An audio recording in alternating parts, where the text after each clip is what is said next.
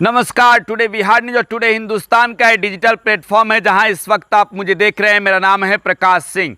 बिहार के 8 लोकसभा सीटों पर छठे चरण की वोटिंग की प्रक्रिया खत्म हो गई है और छठे चरण के वोटिंग के बाद आपको ये बताने जा रहे हैं कि बिहार में मजबूत कौन पड़ रहा है। खास तौर पर उत्तर बिहार के इलाकों में इस बार छठे चरण में तेजस्वी यादव की ताकत लगी थी। छठे चरण में नरेंद्र मोदी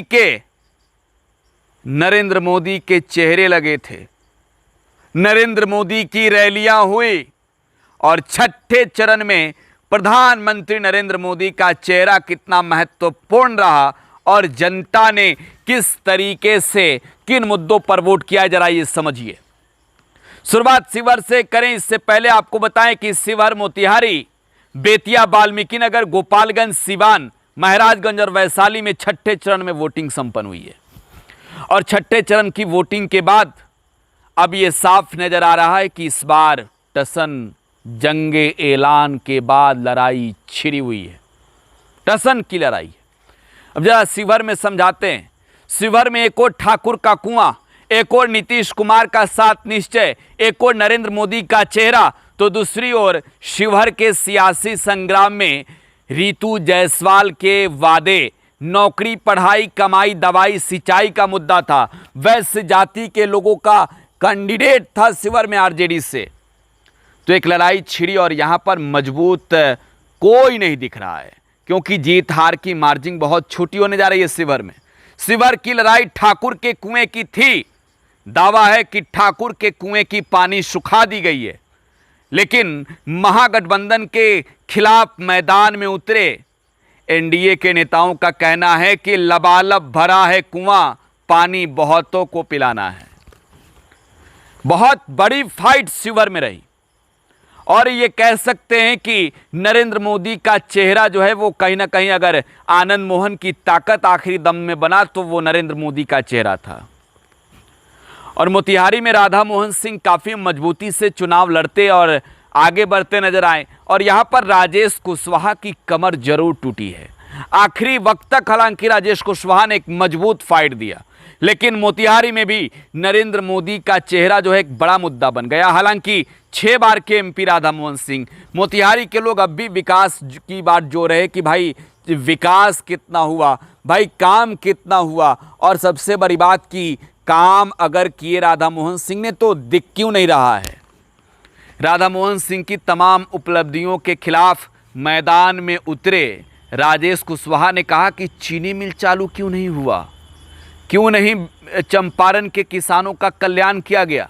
नरेंद्र मोदी ने कहा था 2014 में कि चीनी मिल बनवाएंगे और यहीं के चीनी मिल के चीनी का चाय पीकर जाएंगे।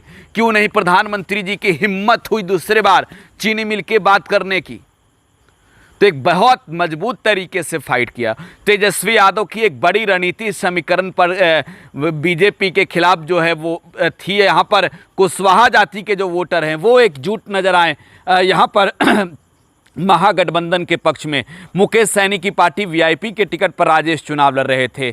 मल्लाहों का वोट जो है वो जो बीजेपी के कोर वोटर माने जाते थे वो ट्रांसफर होते दिखा राजेश कुशवाहा के पक्ष में। मुस्लिम और यादव तो ये खास तौर पर समीकरण में जोड़ कर ही देखते हैं तेजस्वी यादव। तो एक तरीके से कहें तो एक मजबूत लड़ाई रही। हालांकि मोतिहारी बीजेपी का गढ़ माना जाता है और यहाँ पर एक मजबूत दावेदारी अगर कही जाए तो राधा मोहन सिंह की मैं देख रहा हूँ। पश्चिमी चंपारण में संजय जायसवाल के खिलाफ भारी नाराजगी थी क्षेत्र में, क्योंकि इतने दिनों से सांसद काम क्या किया, लोग हिसाब पूछ रहे थे। सड़क, बिजली की समस्याओं का, बाढ़ की समस्याओं का समाधान क्या किया, ये लोग सवाल पूछ रहे थे।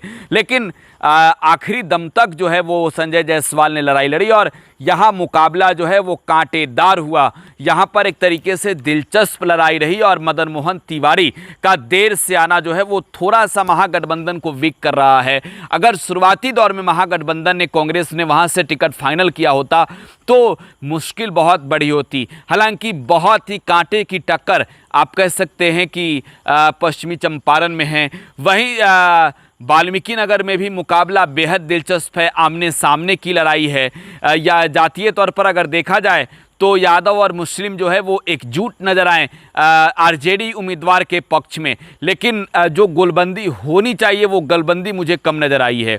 वहीं गोपालगंज में जेडीयू के आलोक सुमन काफ़ी मजबूत नजर आए। चंचल पासवान की जो है वो हालांकि मेहनत नजर आई, लेकिन क्षेत्र में जो है वो उस तरीके से माहौल क्रिएट नहीं कर पाए। ये भी साफ तौर पर इस बार के चुनाव में दिखा है।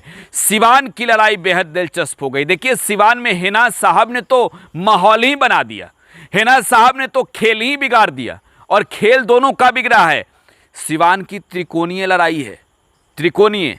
हालांकि एनडीए का पलड़ा आज मुझे थोड़ा सा ज़रूर मजबूत नज़र आ रहा था, लेकिन हिना साहब इस लड़ाई में दम से, और त्रिकोणीय लड़ाई कह सकते हैं कि सिवान में है। जिस तरीके से पप्पू यादव ने पूर्णिया में चुनाव लड़ा और वहां पर आरजेडी की उम्मीदवार थी बीमा भारती, और वहां पर पप्पू यादव निर्दलीय लड़ रहे थे, संतोष कुशवाहा जेडीयू से थे, तो बीमा भारती को लेकर उतना फोकस नहीं हुआ। लेकिन यहाँ पर आरजेडी काफ़ी रेस में रही है। अंत तक मुस्लिमों का वोट जो है वो ट्रांसफ़र होते दिखा आरजेडी के पक्ष में, और मैं कह सकता हूं कि आरजेडी को मजबूत जो है वो यहां पर होते देखा गया आखिरी दम तक, और काफ़ी मजबूती सवत बिहारी चौधरी ने भी चुनाव लड़ा। लेकिन महाराजगंज में मुकाबला आकाश सिंह ने बना दिया माहौल। आकाश सिंह ने मैदान में उतरकर सिग्रीवाल को पानी पिला दिया, छक्का छुड़ा दिया। एक नौजवान ने यह मैदान में उतरकर दिखाया कि कैसे सियासत में बड़े शहंशाहों को, बड़े धुरंधरों को धूल चटाया जाता है। और आज जो वोटिंग हुई है वो वोटिंग बेहद दिलचस्पी से हुई है। खासतौर पर भूमिहार जाति के लोगों के वोट बैंक पर सबकी नजर थी कि ये एनडी अलायंस का वोटर्स माने जाते हैं, कोर वोटर्स माने जाते हैं, इनका वोट कितना ट्रांसफर हो रहा है, इनका वोट जो है वो कितना ट्रांसफर हो रहा है महाराजगंज में एनडीए के ओर। इंडिया अलायंस के तो उम्मीदवार थे, लेकिन मैं कह सकता हूं कि भूमिहार अंत में बाजी पलटते नजर आए, और वो महागठबंधन के साथ, कांग्रेस के साथ मजबूती से खड़े हो गए। सिग्रीवाल की टेंशन बढ़ गई। वैशाली में मुन्ना शुक्ला मजबूत नजर आ रहे हैं, भूमाई समीकरण से मजबूत नजर आ रहे हैं। यहां पर भूमिहार, मुस्लिम और यादव के वोट बैंक पर नजर थी पूरी तरीके से वीणा देवी की, लेकिन तेजस्वी ने अपने समीकरण को बिगड़ने नहीं दिया।